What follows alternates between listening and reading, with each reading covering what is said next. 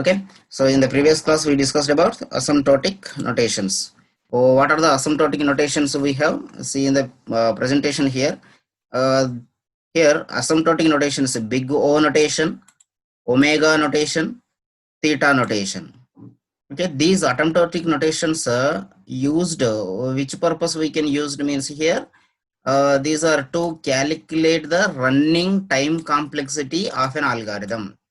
Okay, now so to calculate, to measure the time complexity of an algorithm, we use these three notations. What are these three notations and how to calculate them? We will see now. So first of all, we see about the big O notation.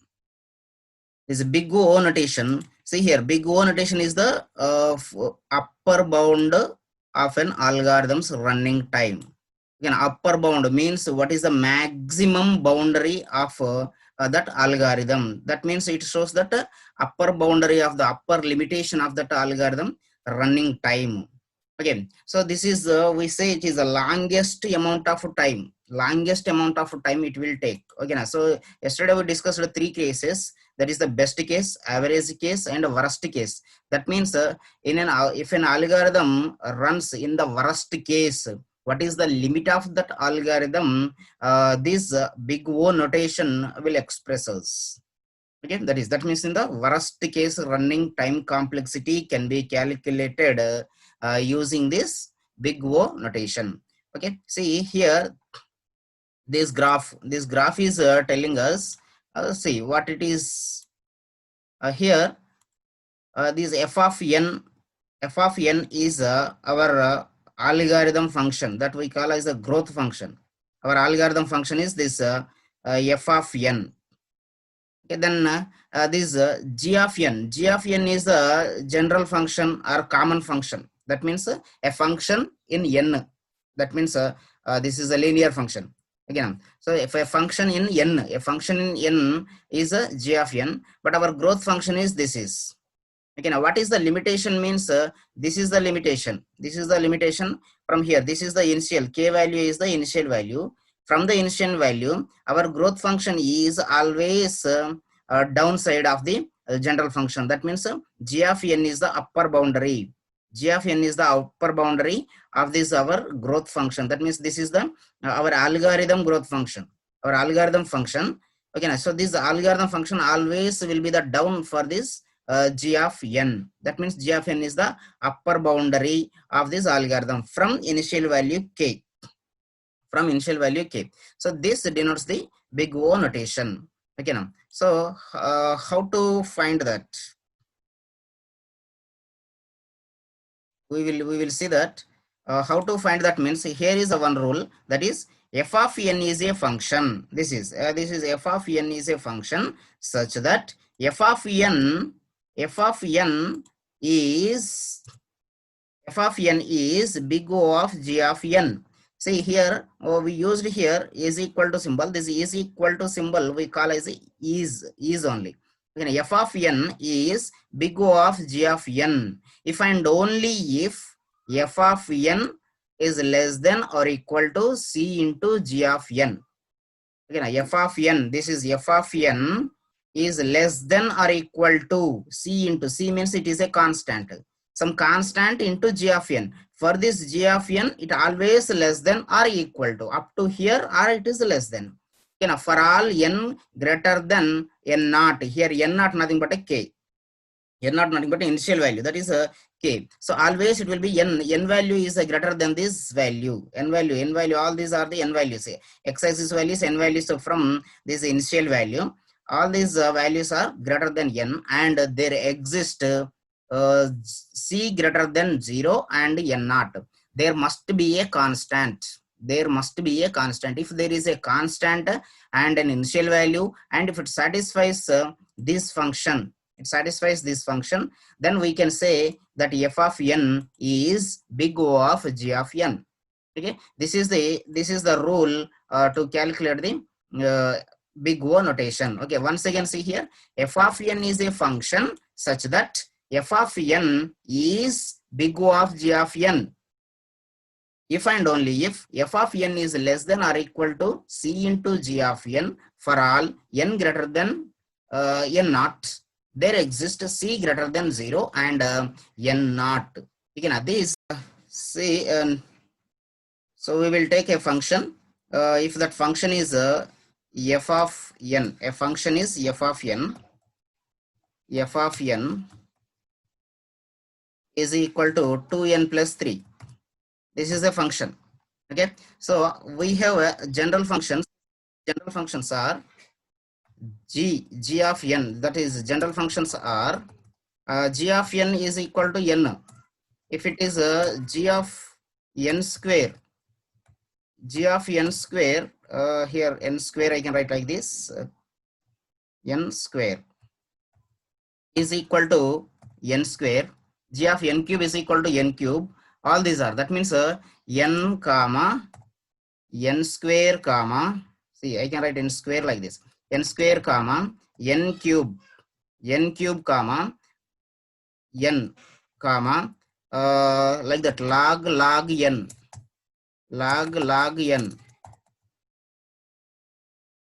n comma or 2 power n.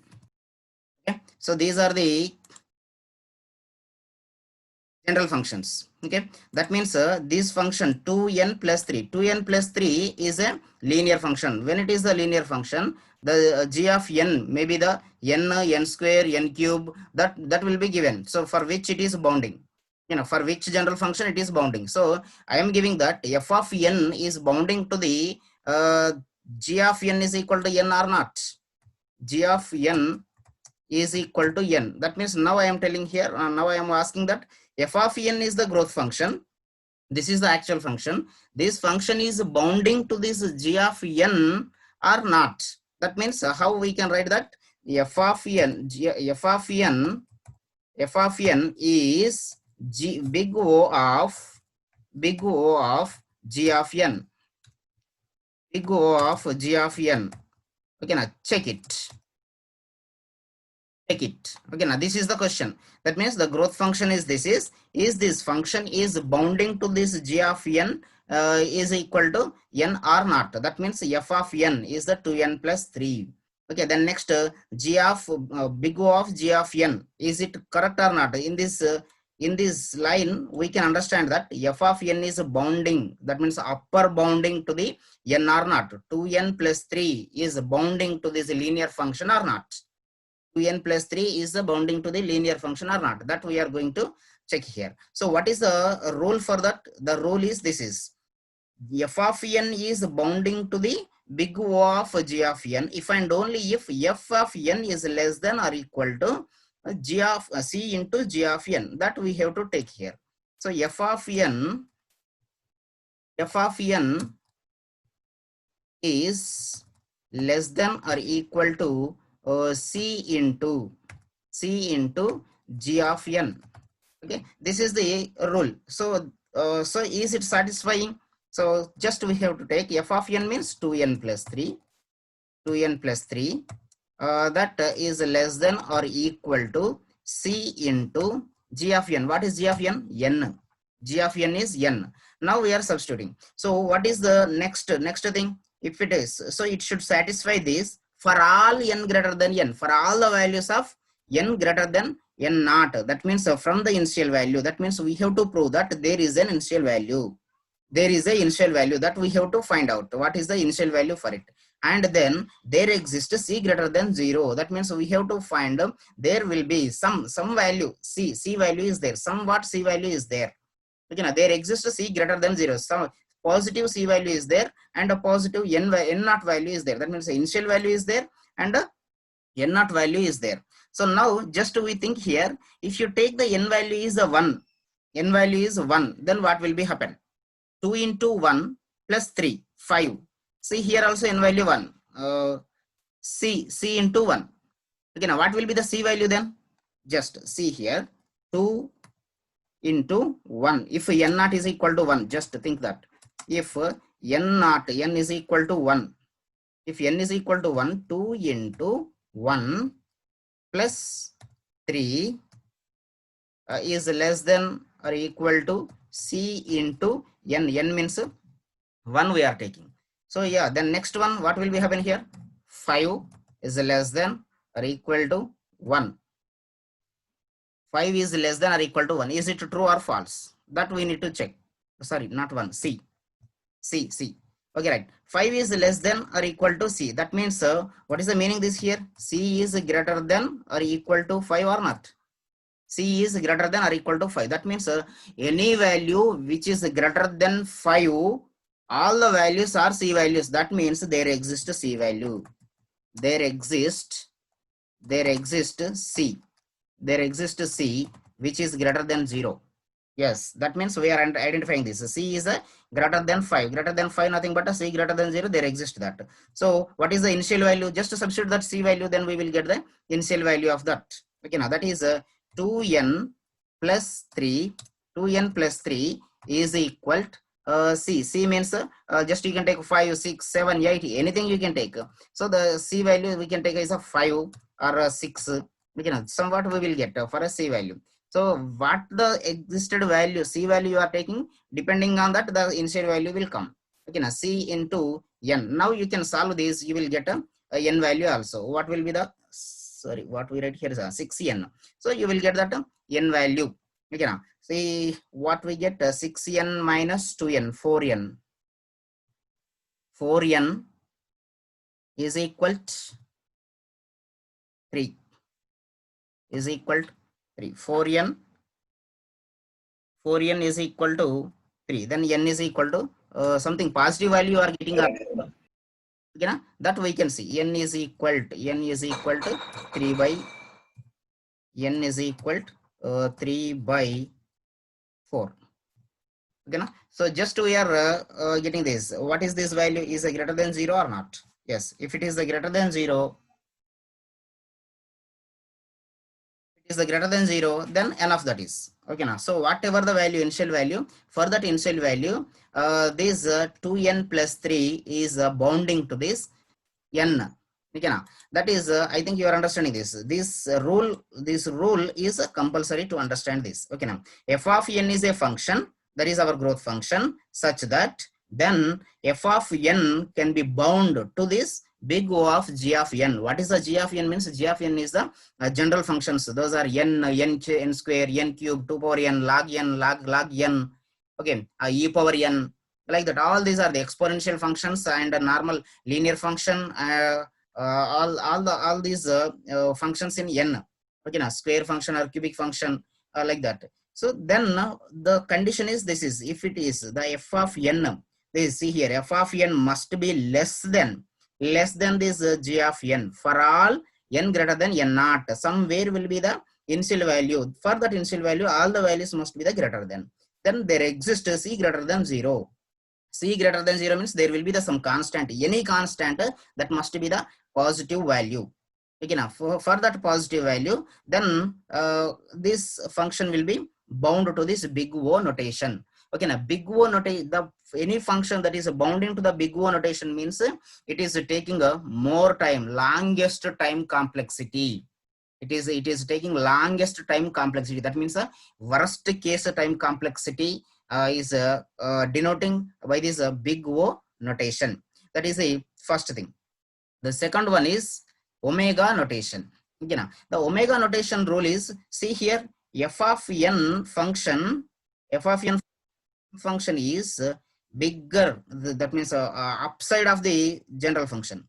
Upside of the general function. That we can say f of n is a function such that f of n is bound with omega of g of n. Is bound with omega of g of n if and only if f of n is greater than or equal to f of n is greater than or equal to c into g of n.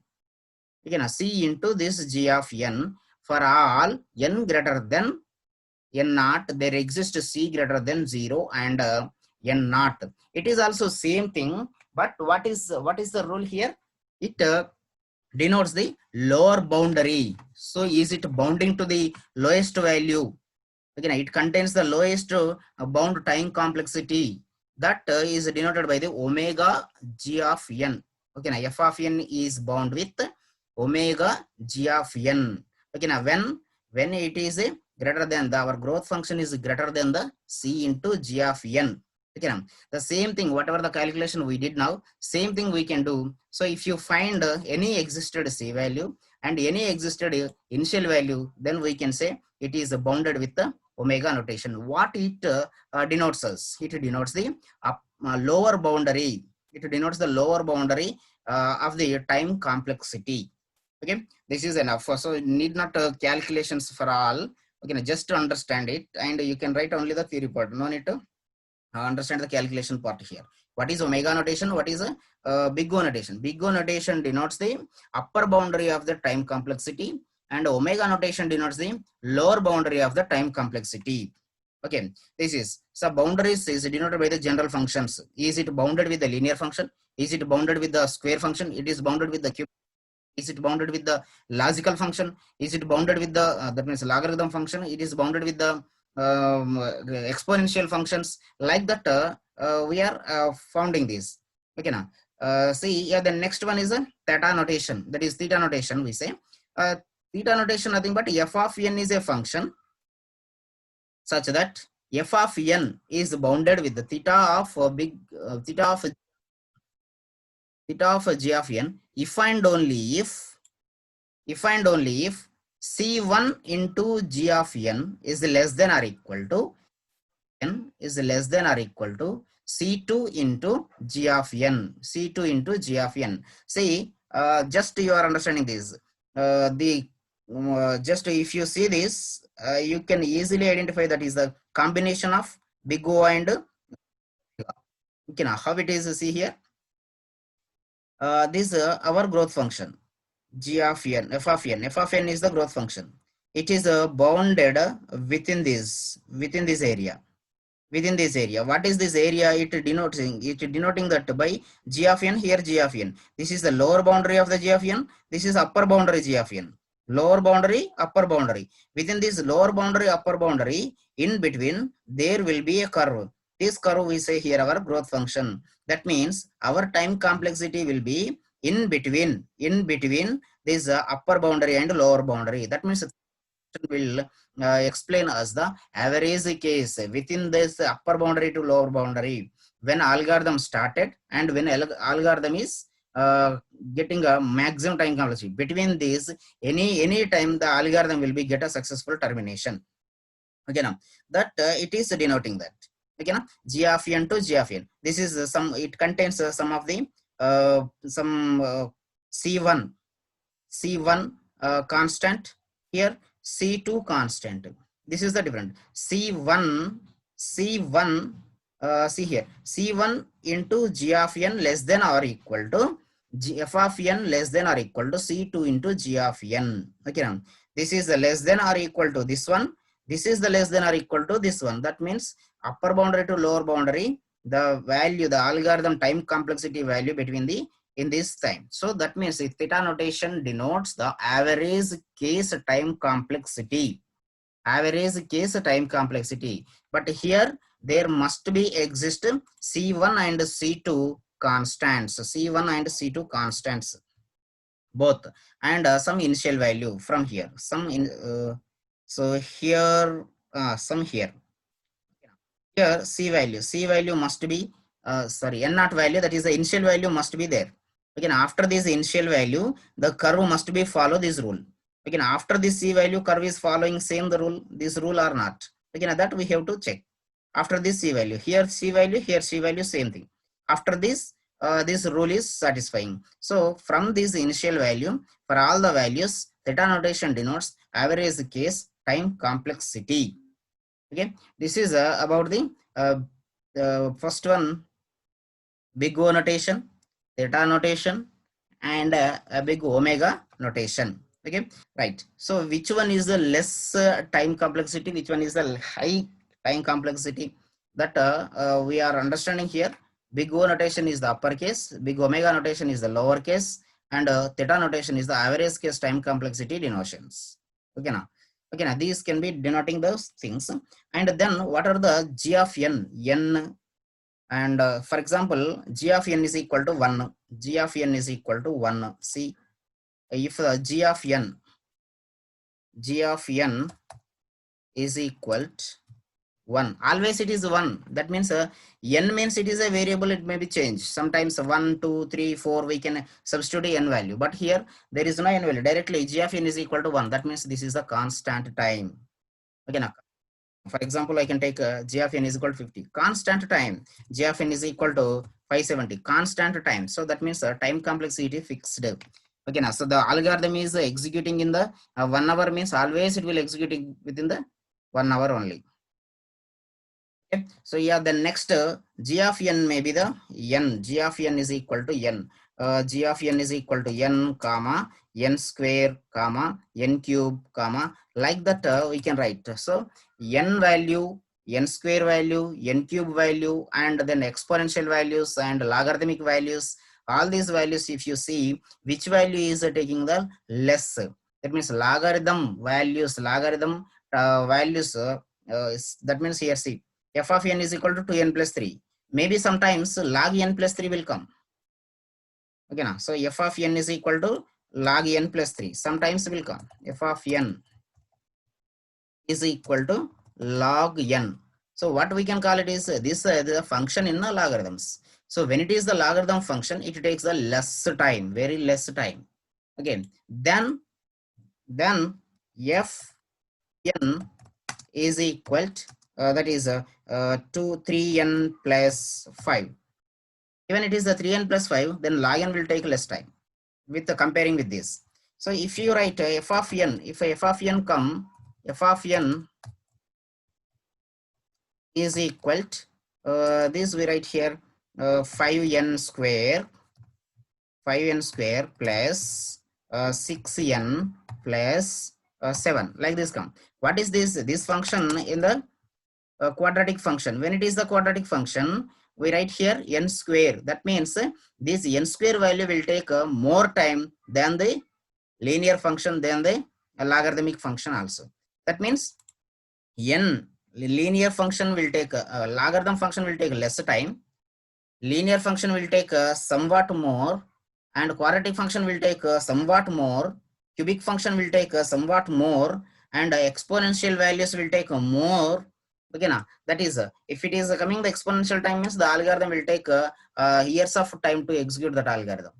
Okay, now that is heavy, very longest time it is taking to execute that algorithm. Okay, that is. So always we have to think any algorithm that must be bound with the theta notation, that is in the average case, that we can understand. So to calculate those time complexities, we are using here big O notation, omega notation, and theta notation. That is our analysis. Okay, yeah, the next topic we have linear data structures. Okay, now we have already we discussed in the previous first class. We have two types of data structures are there. Number one, linear data structure. Number two, non-linear data structures. In that we are going to discuss here linear data structures. Linear data structures, just we can take here introduction only. What are the linear data structures? These in the linear data structures, the values can be put in a linear way. Nothing but it follows some sequence. Elements follow some sequence. A particular sequence, and each element has its own successor. Okay, now each value contains its own successors, that we write here. Each element has a unique successor. It's a previous value or its a next value, the successor or predecessor. What is the linear data structure means? A linear data structure, it stored in a linear way, and it follows a sequence. and each element has a unique successor and a single unique successor or a predecessor. That means the previous value or the next value. Again, that we know some we can see here the values storing like this, right? These are the values. The first value I can take here 10. Okay, next value 30. Next value 40. Next value 60, 70, 80. Yeah, then next some 70 like this. Okay, so if you observe this, what you are understanding here, this is an array values, isn't it? This is an array values. So array is a linear data structure. All the values are stored in a linear way. It follows a sequence. Within this sequence, all the values are stored. So we can say here that array is an example of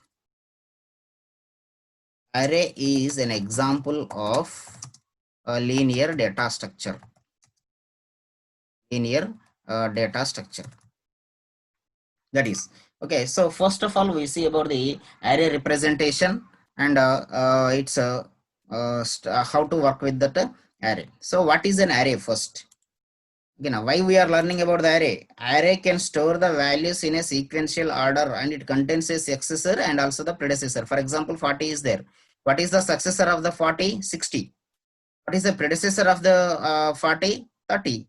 Again, each element contains like that. It may sometimes it may contains a successor predecessor both. Again, that like 40, but 10 it does not have the predecessor, but it has a successor. Again, like that. So this we can call as an array representation. Okay, so here we can define the array. Okay, today just we can define it. Definition. What is array? Array is a similar type of data.